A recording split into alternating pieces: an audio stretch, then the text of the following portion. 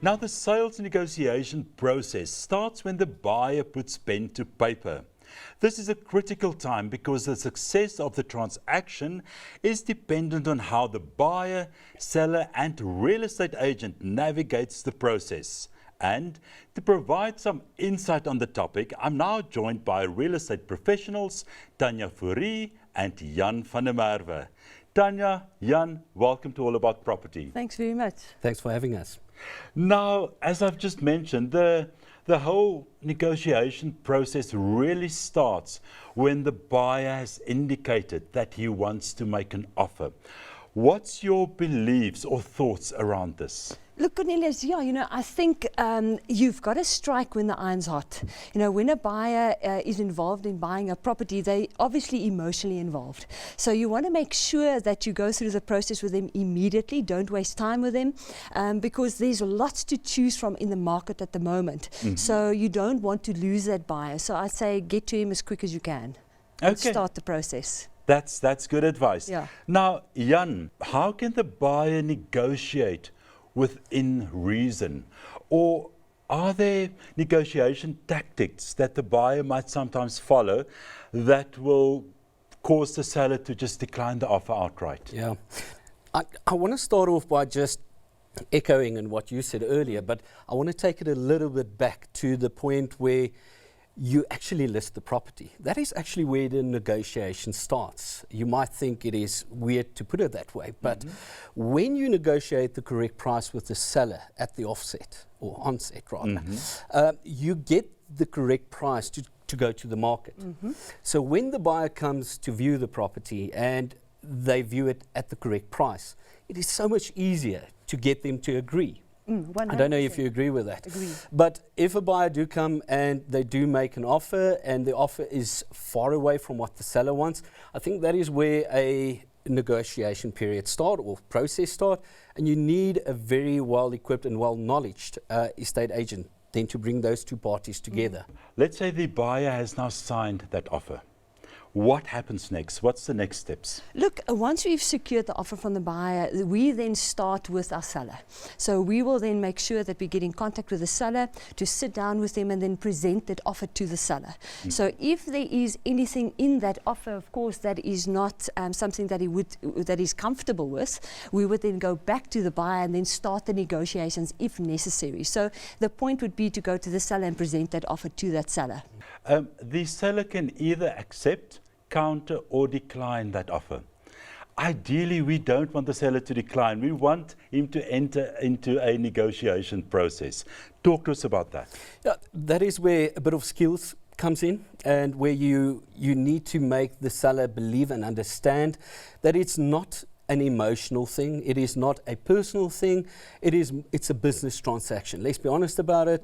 It is, on the end of the day, just a business transaction. The buyer wants the property at the lowest possible price. The seller wants the most possible money out of it. And we as real estate professionals are in the middle, and we need to try and tie those two loose ends. So I think it is very important, first and foremost, to make the seller understand there's obviously a process that needs to happen. It's dialogue. And make them feel at ease that on the end of the day, we are trying to just get the best outcome of this whole process. Yeah. Best outcome for both parties. Absolutely. Yeah, there might be a little bit of a back and forth. It does happen. But at the end of the day, you can work things out. I think if both parties are willing to do that, then there's always a middle ground that we can find to work with them. Now, Tanya, very often a seller would receive a second or even a third offer while he's still busy negotiating with that initial buyer. How would the real estate agent navigate this process to ensure all parties, because now it's not just the buyer and seller, there's now a second and a third potential buyer. How do we ensure all parties are happy here? Yeah, look, I think if you're referring to where the seller is negotiating and the client has put in a possible subject to the sale offer, is that correct? Yes. So meaning that the client would need to sell their property before buying. So in that instance, the seller is allowed to look at any other offer that's more favorable to him. So we can still keep marketing the property in that period. So the seller would normally give that buyer, let's say 60 or it could be 75 days to sell his property. And then from there, what happens is if any other client that comes in and views the property, because we're still allowed to market the property, Yes. right? They are allowed to put down an offer that's more favorable, and the seller is allowed to accept that offer. But we would need to go back to that first initial buyer and give them 48 hours notice to respond. So either to make their offer non-suspensive, that they don't need to sell that offer or sell their property anymore, which in many cases they can't do. So then the offer, second or third offer, whichever one is more favorable to that seller, you will then accept, and we are allowed to proceed with that. Just to take it a little bit further, I mean, multiple offers can be accepted, but there's certain terms in the contract that needs to be in that contract.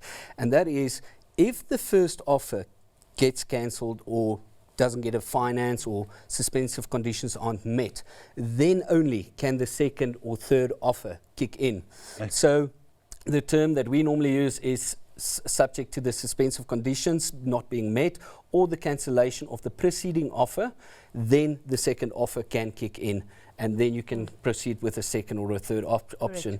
But also, just to add on to the, if it's a transaction where the client needs to sell a property or something, there can be an exit clause, a backdoor clause, if you want to put it that way. But there's certain terms that need to be adhered to before you can actually move on to a second or a third offer. Just very, very briefly, any last piece of advice for buyers and sellers when it comes to the negotiation process? I'm going to start with you, Tanya, and then over to you, Jan. Yeah, Cornelius, I think for the buyers out there, you know, they shop around a lot. They know what's in the marketplace. They've got a very good idea when they walk into a property what is fair market value or what is not fair market value. You know, so I would say to them, you know, when you find the property that you like, don't lowball it. You know, give a reasonable offer to the seller, because you know it can also be, you know, when you lowball it, it's insulting to a seller. So that, and also don't put too many terms and conditions in your offer. And also remember, although it's a buyer's market, don't assume that the seller will take a lower offer. I think that's for me for the buyer. And then Mr. Seller, I think, you know, Mr. Seller, you know, when you are presented with a lower offer, and it's a strong offer, there's maybe deposits in place, the buyer is pre-qualified, there's no terms and conditions, that is often strong. Don't just put it by the wayside. Consider the offer, because it's better to have a good offer than maybe someone giving you a higher offer and it doesn't proceed. Yes. And then just one thing I want to throw in, and that is just if you as a seller receive a quick offer, and what I mean by that is, let's say the agent lists the property today and I bring him an offer 2 days later. You know, it's a myth that the seller should believe that you know, the market is going to get better. He's going to get a better offer. Something is going to come my way, you know. That doesn't exist. You know, you as real estate professionals, we always say your first offer is your best offer. So be aware of that and consider it around that, because your buyers are educated, they've looked at properties, they know what values are. So look at those offers. Jan, very quickly, last thoughts. Yeah. Well, adding on you, sellers, listen to the real estate professionals. Don't always just go on what other people are telling you. Get opinions, because normally if we come with a price point, that is normally through research and that we found out what's going on in the market. And then the buyers, if you have done your homework and you know that price is correct, offer the correct price. As you rightfully said earlier, you know, people do take it very personal if somebody's too cheeky on a price and they offer a dramatically lower offer, and you might lose out on that deal completely, where people walk away from the table to say, sorry, that is just too aggressive. So on the end of the day, appoint a great real estate professional to help you, do some research and know what you need to do. I love that. Thank you so much, Jan. Tanya, thanks for your time today. Great Thank you, pleasure. Cornelius.